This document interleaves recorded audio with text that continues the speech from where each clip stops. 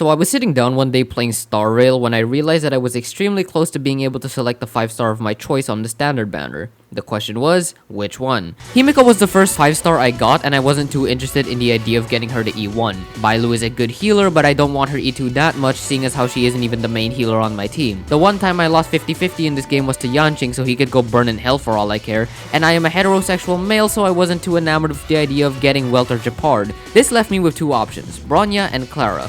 Bronya made the most sense since she is probably one of the best supports in the game and works near perfectly for my Scylla.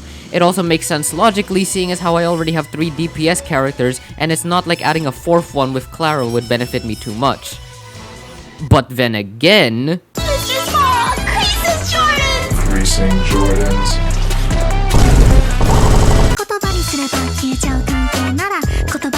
Before I could start with building Clara, I actually had to get Clara. The fastest way to get Star Rail passes was by leveling up your characters, so I played for 5 hours straight in order to level up everyone. Doing this, I was able to get a sizable amount of pulls. But then Zenless came out, so I deleted the game and came back a week later. Once I did come back, I finally decided to beat up Sunday, and yes, I used Gallagher to kill him. Unsurprisingly, this drunkard motherfucker allowed me to beat Sunday on my first attempt. I would like to apologize for the slander, I was not familiar with your game. Anyways, using the power of drink, I was able to beat Sunday and then play Candy Crush, and oh, would you look at that, I have Clara now. Okay, so now that I have Clara, there's a few things that needs to be done. First of all, I need to get her relics. This one, I just used the Omni Synthesizer to get. I have not done the Cavern of Corrosion at all. Next up, we have, not Eidolons, Traces. These need to be done. I have no Shattered Blades whatsoever. I don't even remember where that's at. And I also need to level her up. If we use 240 Trailblaze power with the regular ones, and then we add 43 times 60 because one gives 60, we would get 2,580 plus 240. We would be able to have 2,820 Trailblaze power plus 227. So in total, I have like 3,040 Trailblaze power that I can use on whatever the hell I want to. 30 times, I think it would be 9. I would have roughly 2,000 left for relic grinding. I would be able to do 50 runs of the Cavern of Corrosion, and I am going to do all 50 of them. In reality, it was only 1,600 Trailblaze power, but that still meant I could do 40 Caverns of Corrosion, which is exactly what I did. After fully leveling her up to 80 and getting her traces as high as I could, I sat down and did Cavern of Corrosion. No, I didn't do 40 runs of this place, I only did 35 and saved the extra 200 Trailblaze power for Simulated Universe relics. I now present to you a Star Rail player going clinically insane with relic farming. The gamble will work this time, trust. It's all gonna go to crit rate. It's also gonna give me crit damage. Fuck. All in crit rate. A bit on defense, that's fine. Okay, that's fine. Let's go. Crit rate. This right here is hot as fuck. Alright, this is the one. Crit rate.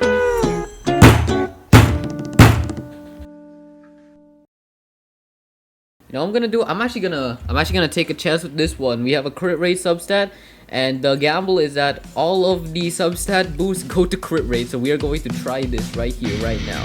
Alright, I'll go to crit rate.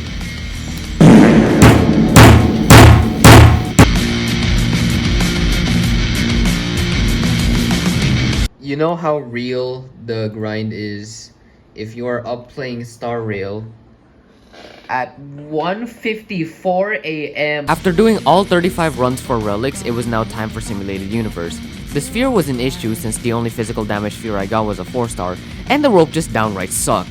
At this point of the grind, I was just completely exhausted. Most of the artifacts I got were... Did I say artifact? Most of the relics I got were decent at best, and I was only really satisfied with the headpiece, and meta.gg rated half of my relics as below S grade. I started day 2 off with some light grinding for trace materials. The only issue was that after leveling up Clara's traces, I was effectively broke. So I spent an hour getting credits, then proceeded to do even more Simulated Universe. In here, I spent 2 hours to get nothing but half decent relics out of it. However, I did get one thing that was good. A 5-star physical damage bonus sphere to replace the old one. Pretty cool. But the rope was still kinda shit. But now that I was happy enough with the relics, it was finally time to test out my Clara. Before showing you the damage, it might be best for me to mention that I did not have a good team to surround Clara. So for this test, she will just be Steph Curry post 2022 season and have to do damage with no support from anyone else. So what I am looking for is at least 15,000 when it comes to the counter with Farog.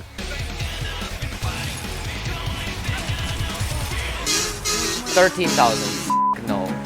That. Oh my god, that is ugly. Cut the cameras. Let's try with the ultimate active, because I think that does do more damage. Mr. Small, Crease's Jordans! Oh my god! Oh! Yo! Damn! That is the most damage I've seen from anyone that's not named Jingliu. Alright, so all in all, I'm moderately satisfied with how this build went. I wasn't really planning to do much with Clara. I should have probably chosen Bronya if I'm being completely honest, because I really do not have any use for having Clara on my team. But yeah, you know, maybe we could just like, you know, have a rope that doesn't suck ass. Otherwise, that is pretty much it from me, and yeah, goodbye.